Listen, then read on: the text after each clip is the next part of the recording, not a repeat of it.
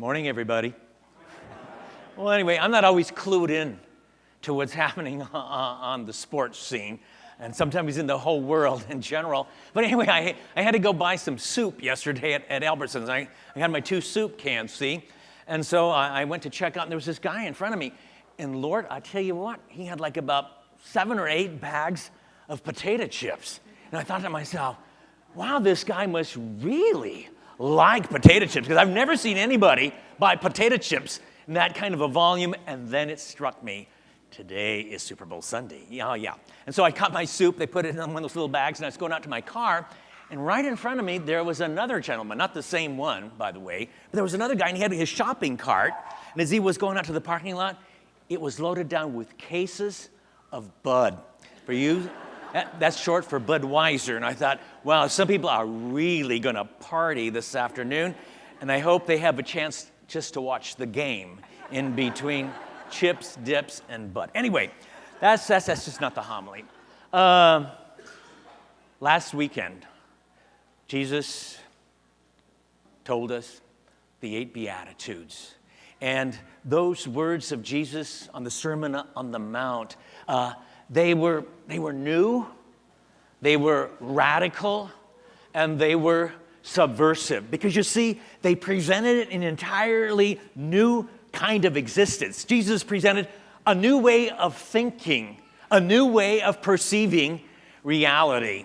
And each of those Beatitudes, blessed are the poor in spirit, blessed are the merciful, blessed are the peacemakers, he kind of outlined a whole new world order, a whole new world view.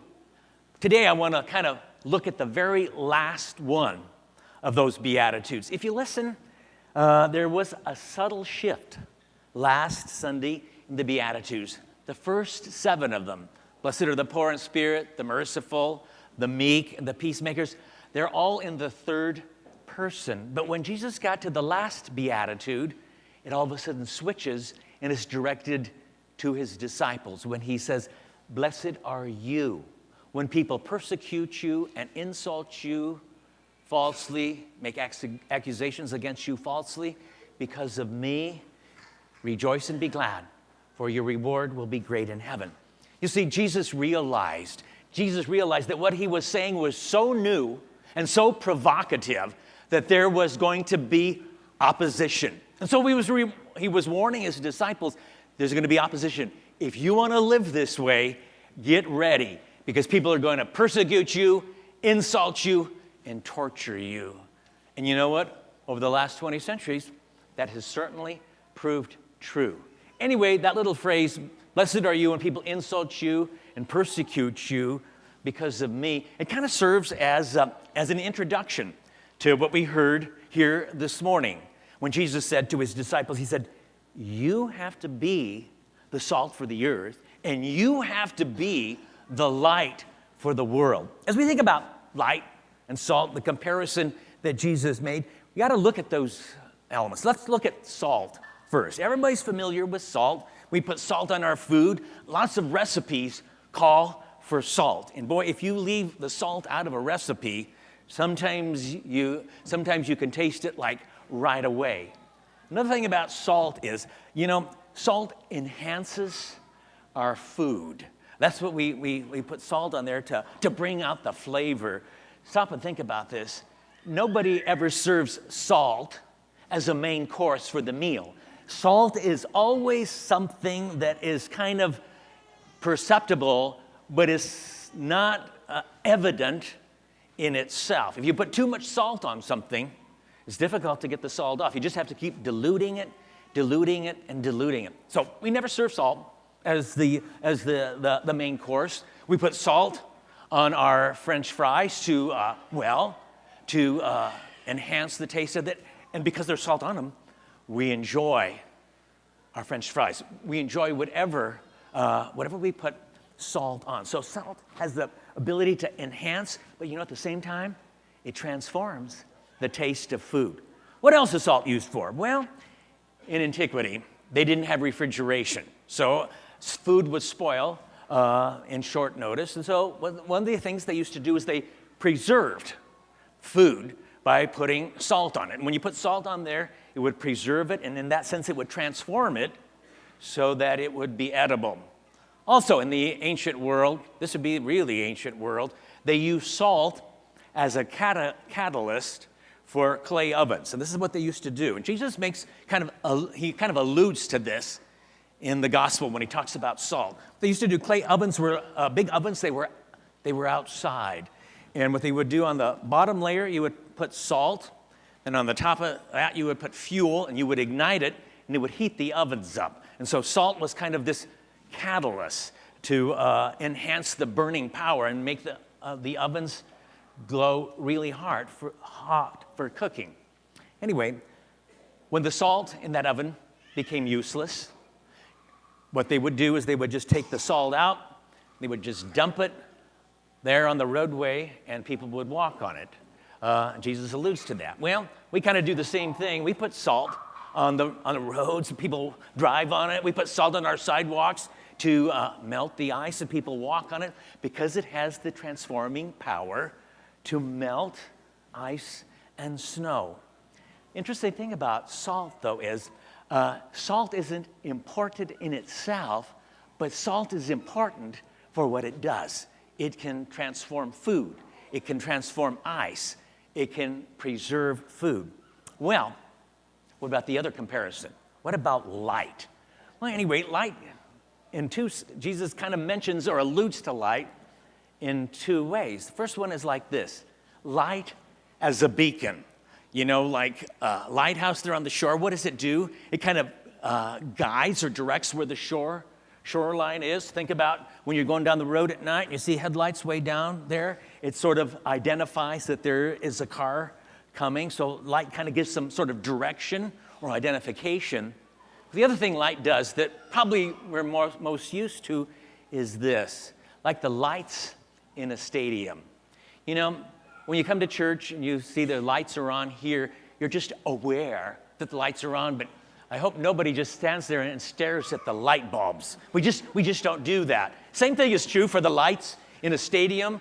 People don't go to the stadium to watch the lights at the football game. What the lights do is they enhance, they give form and color to the activity that's happening there on the field. And more often than not, as we really get into the football game, you're not even aware that the lights are what is transforming what's happening there on the football field. Well, salt transforms food. Light transforms with color and shape. In the gospel, Jesus said, you have to be salt for the earth. You have to be the light for the world. Well, how do we do that? How do we do that? In other words, as disciples, what is our mission then as salt and light? Well, we have to go back to that first reading from the book of the prophet Isaiah, because it really gives us some direction and some clues. This is what Isaiah writes there in the first couple of sentences. He says, share some of your bread with the hungry. He says, clothe those who are naked and shelter those who are oppressed and homeless, and take care of your own kind. So often than not, when we think of being salt for the earth and light for the world, we think, I can't transform the world. And you know what? You're right. Ultimately, it's going to be God who's going to transform the world. But the neat thing about it is he's inviting you and me to be partners in the transformation of the world. Anyway, what I want to do here this morning is to give you some indication of how you can be salt for the earth and light for the world right here in Casper to slowly transform our own community. First thing is True Care. I think most people in church are aware of True Care. True Care is a ministry in our community. It's not associated with the Catholic Church, but we as parishioners of St. Patrick's, we are one of the principal supporters of True Care. True Care exists to minister to women who are dealing with an unplanned pregnancy. And True Care is there to help those women to choose life rather than an abortion. And so we support True Care, hopefully by our prayers, our witness, and also by our financial support. A couple of weeks ago, the director of True Care, Terry Winship, she talked to us a little bit about True Care, and she invited us to help support True Care with this thing called Baby Bottle Boomerang. I think everybody's kind of familiar with it. There's little bottles, baby bottles there at the entrances of the church.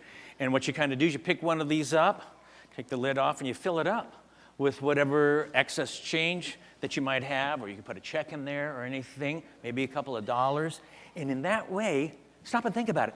We are transforming our community. Because you see, as Catholic people, we are the people who believe in life, human life as a gift from God, from the moment of conception until natural death. And hey, this is just one of the ways we can be salt and light for, well, just right here in Casper. Another thing, I want to tell you about a program. I just found out about this, and our parish is going to participate in this for the month of February. It's called the Natrona County Food for Thought Project. You may not be aware of this. It kind of surprised me, but there are young people in our community who do not have adequate food. Now, that may be hard for you to believe, but there are children in our community who do not have adequate food. For one reason or another, they don't have breakfast, they don't have lunch, they don't have dinner because of their family situations. More often than not, they don't have anything to eat sometimes on the weekends because their parents just don't come through for them. So the Natrona County Food for Thought Project it's not a ministry, but I suppose it's a project to feed hungry children in Casper, Wyoming. So this month in our parish, I'm going to ask you to consider bringing some food items that we are going to then give to the Natrona County Food Project. This is what they're asking, 3 things. Granola bars, if you can find cans of soup, and the other one is fruit cups. If you bring those to church, there's boxes here going to be around in the entrances of the church. You can drop that in there. And then what's going to happen is this.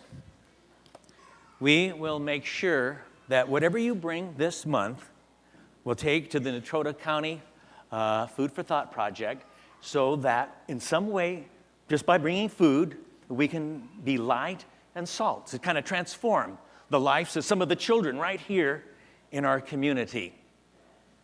In the reading from the book of Isaiah, a couple of things were listed. First of all, share your bread with the hungry, shelter the poor and the homeless, and the other thing was to not turn your back upon your own. And that's kind of the last thing that I want to look at this morning. Sometimes when we think, I can't transform the whole world, that's true. I told you that. But you know, we can be light and we can be salt right in our own families, right in our own sphere of influence. We can be salt and light to the people that sit next to us in church or the people that sit next to us in school. And how do you do that? Well, you just do that very simply by being kind, by being generous, and by being patient with other people, especially members of your own family. In that way, we can be light and we can be salt. Stop and think about this. What happens if every single person that's sitting here, we got like about 500 people here this morning, what happens if every single person that's sitting here this morning says, you know, I'm going to take that seriously, not turn my back on my own, on my family. Can you imagine what a transformation it would take right here in our community and then on to the outside of our Catholic community if slowly we were light and salt transforming our parish community, the community at large. Anyway, the reading today, it really offers a challenge. It's simple, but it's not easy. Jesus says, be light and be salt. But one of the things that I want you to notice is Jesus didn't say, he says, I'm inviting you to be salt for the earth. He didn't say, I'm inviting you to be light for the world.